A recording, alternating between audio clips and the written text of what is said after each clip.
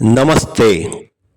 આજે વાત કરવી છે ગગનજ્યોતિ ફાઉન્ડેશન વિશે. ના થકે કભી पैर, ના કભી हिम्मत हारी हैं, हौसला है जिंदगी में कुछ कर दिखाने का, इसलिए अभी भी सफर जारी है. ગગન એટલે સ્કાય, હેવન, જ્યોતિ એટલે ફ્લેમ, લાઇટ.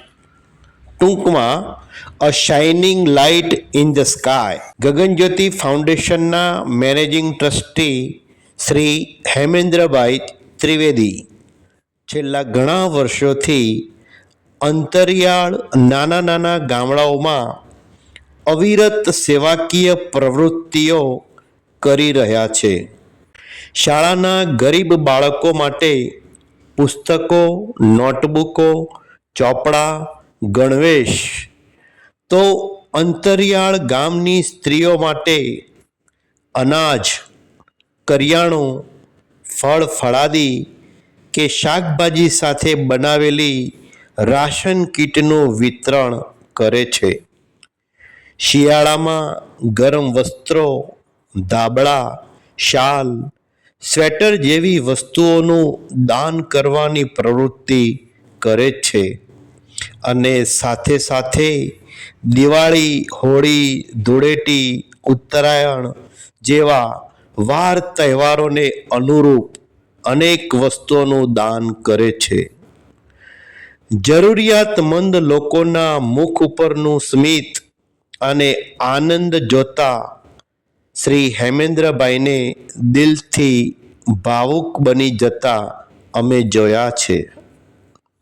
એમનું સેવા કાર્ય નિરર્થક નથી ગયું એમ પ્રભુનો આભાર માનતા તેઓ આ કાર્યને બમણા ઉત્સાહથી, જુસ્સાથી આગળ ધપાવે છે. અમદાવાદમાં સ્થાયી થયેલા હેમેન્દ્રભાઈ ભોયંગદેવ સીપીનગર ખાતે શિયાળામાં લગભગ 3 મહિના સુધી હર્બલ આયુર્વેદિક ઉકાળાનું વિતરણ જાહેર જનતા માટે કરે છે. કોઈ પણ પ્રકારનું અભિમાન, આડંબર કે શરમ રાખ્યા વિના નિસ્વાર્થ સેવા કરતા હેમેન્દ્રભાઈને જાણે કુદરતે પ્રેરણા બળ અને મા કુળદેવીના સાક્ષાત આશીર્વાદ વરસી રહ્યા છે. આવી વિરલ વ્યક્તિઓ સમાજમાં જવલ્લે જ જોવા મળે છે. અને આપણે પ્રભુને પ્રાર્થના કરીએ કે ગગનજ્યોતિ ફાઉન્ડેશન વટવૃક્ષ બનીને સેવાકીય પ્રવૃત્તિઓમાં હર હંમેશા અગ્રેસર રહે. આવા ઉમદા કાર્યો માટે હેમેન્દ્રભાઈ માટે એક સેલ્યુટ જરૂર બને છે.